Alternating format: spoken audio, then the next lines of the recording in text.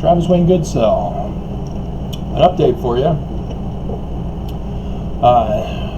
One of the state agencies that I contacted had responded back and said that the discrimination complaint that I had was not supposed to go through him for the landlord.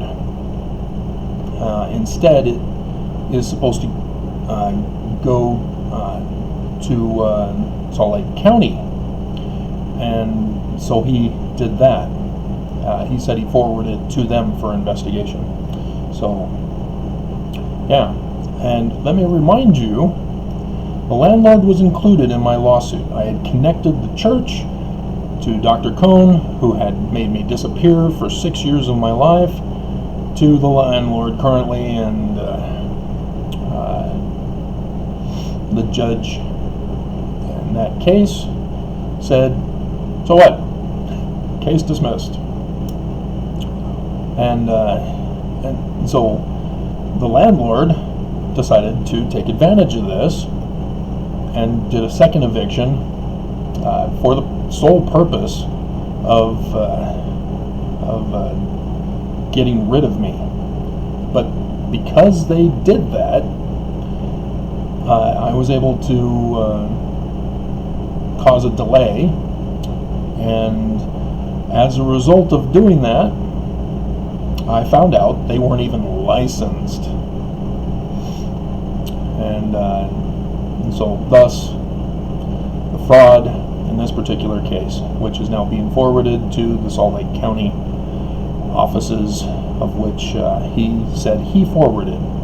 Thank you for not making me go to them. So, yes,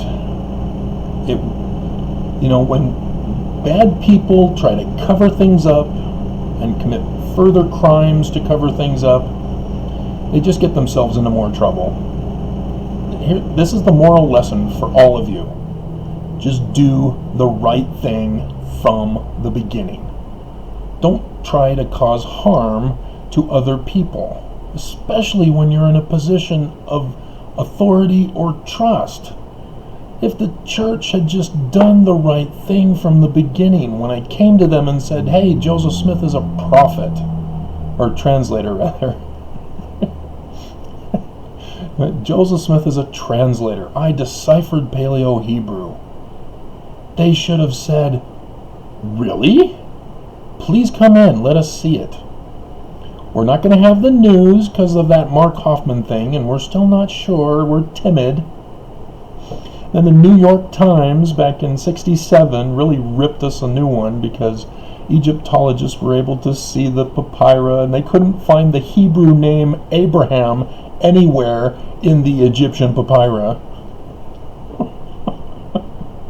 And so we were shamed in the New York Times. And then Solomon Spaulding, I think his name was, bishop here in Salt Lake City, Utah, in 1900, published a book, Joseph as Translator. Church again humiliated and shamed, and it took over 2 decades. I think it was 24, around there. It was still with Heber J. Grant. He was the one who funded the publication of R.C. Webb's book in response, Joseph Smith as Translator. And but still, it took somebody other than the president of the church in each of these cases to handle the fallout from the world coming down on the church for not having the key of translation, which every Mormon believes they have, and get mad at me. Hey, Travis, you're not the president of the church. You can't prove Joseph Smith is a translator, therefore. So we're going to continue on to believe he isn't a translator. Mormons shoot themselves when they shoot those who defend Joseph Smith. It's just dumb.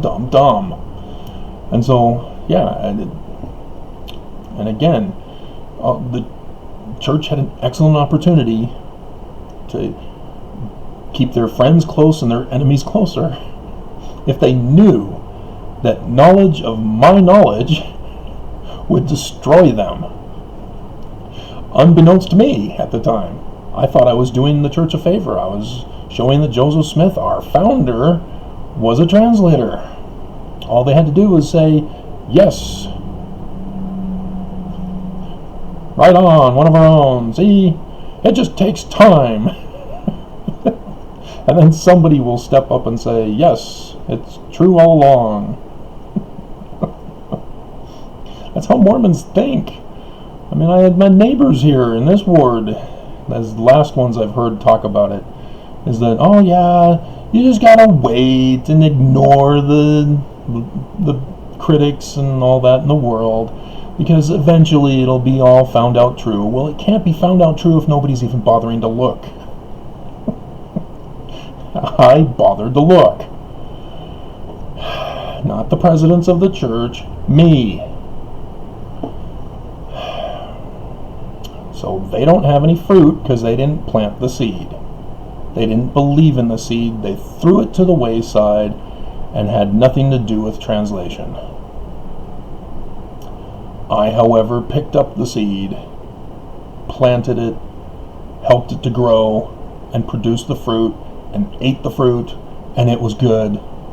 And I'm trying to tell every other Mormon, it's good. Eat it. No, not hungry. Eat it.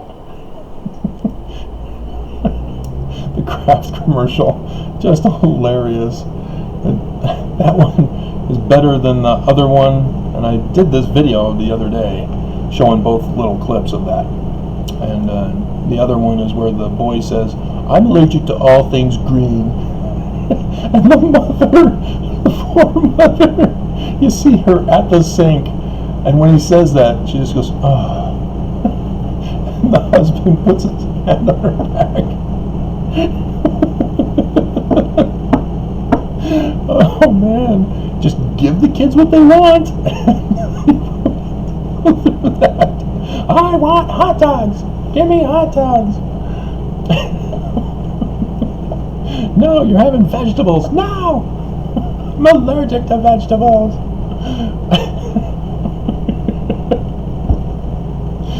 So yeah, that's the latest update for you.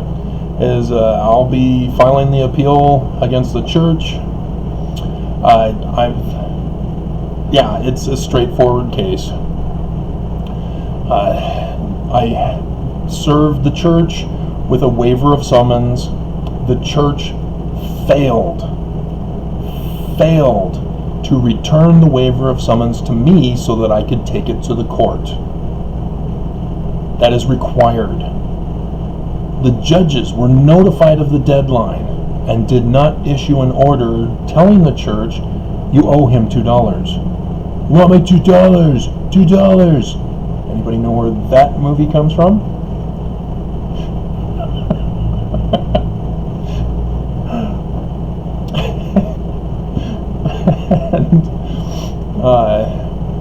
And so the church just wanders in on their own. And I'm having to find out because I'm constantly checking the case and nothing. And Judge First doesn't do anything with them being late. And deadline comes and goes. And then all of a sudden, the lawyers show up. Hey, we're here. We miss anything? And then they go and file a motion to dismiss.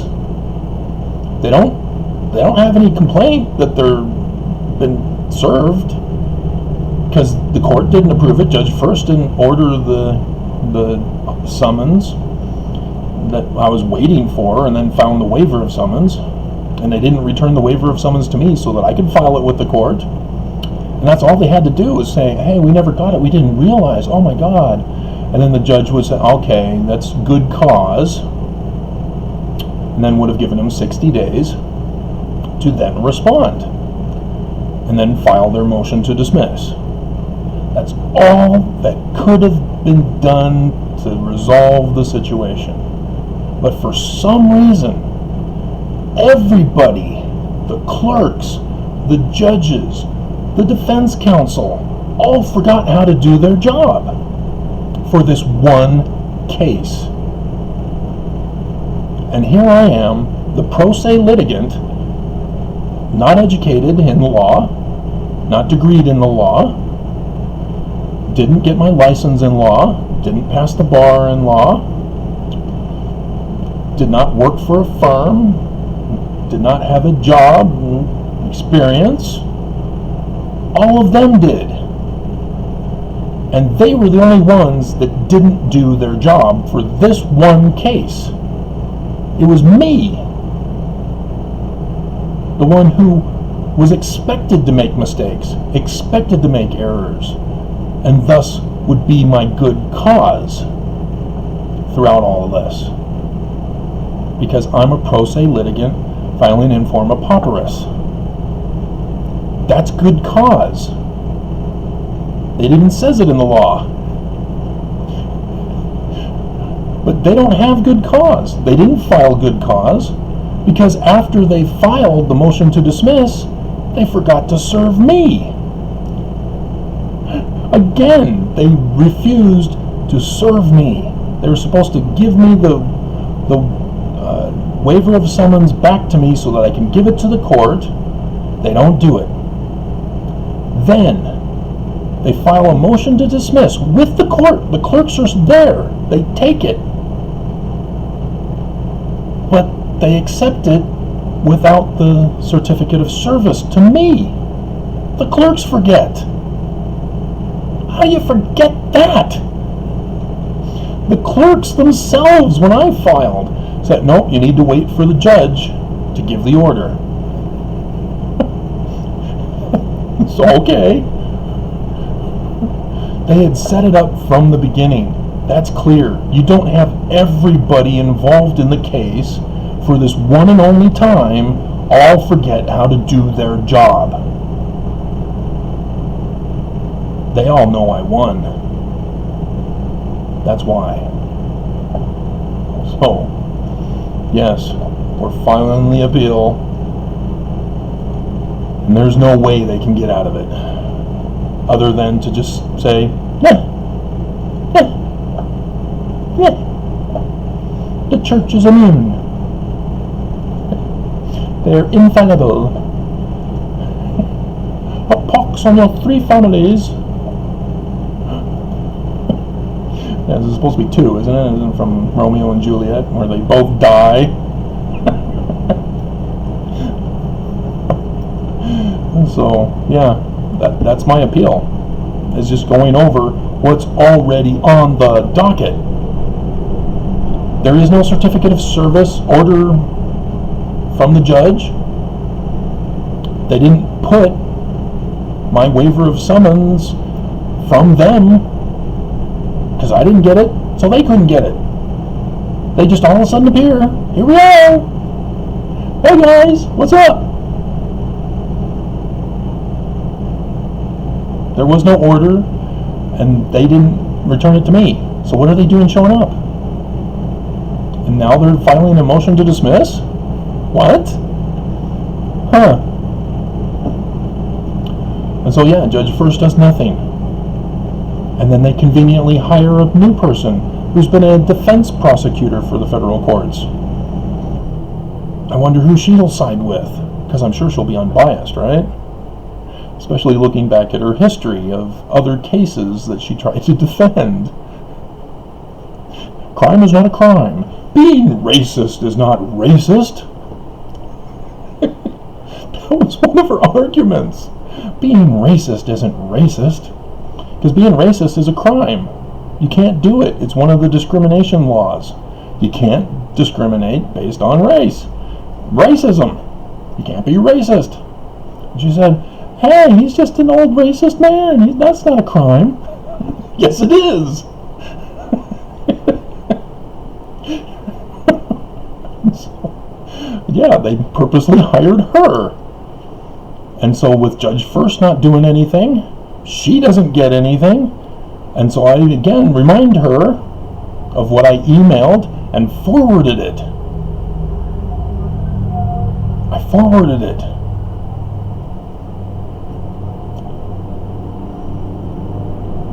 And she says, "You're late, Travis." What? I'm late? What the hell are you talking about?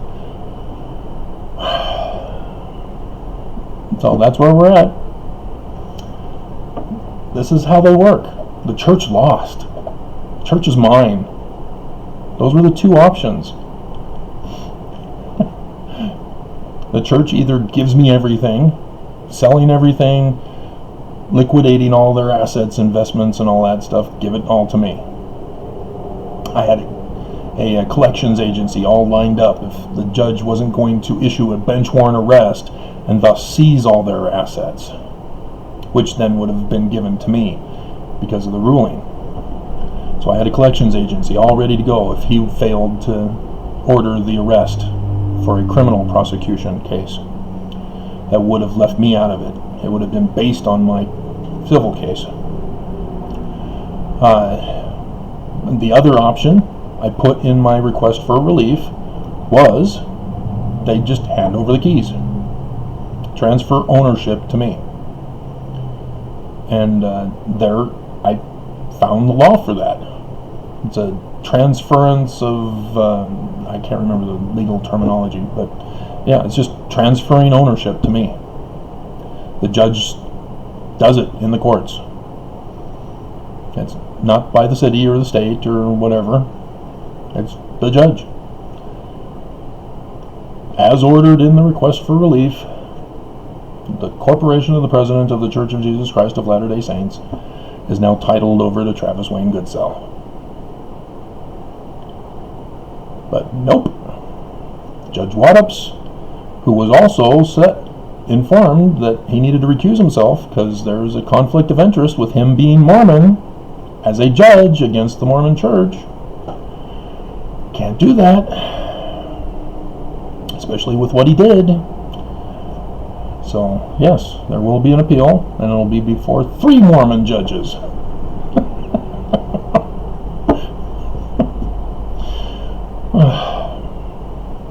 So at least it extends things out. But yeah, I won, guys. Do you understand this? I won. They had no case against me. They had no counter defense.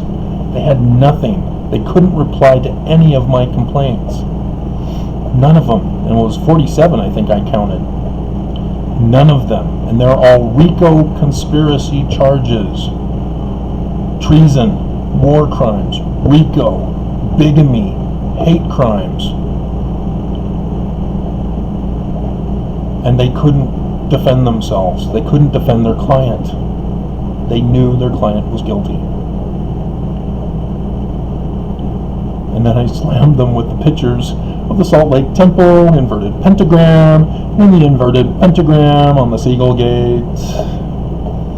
Yeah, that was a big one. We almost lost Holland on that one.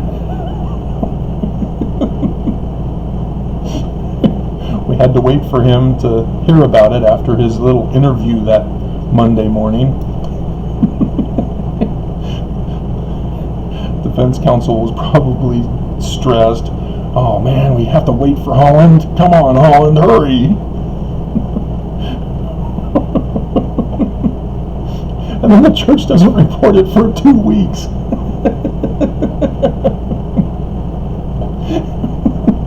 Because that's what happens.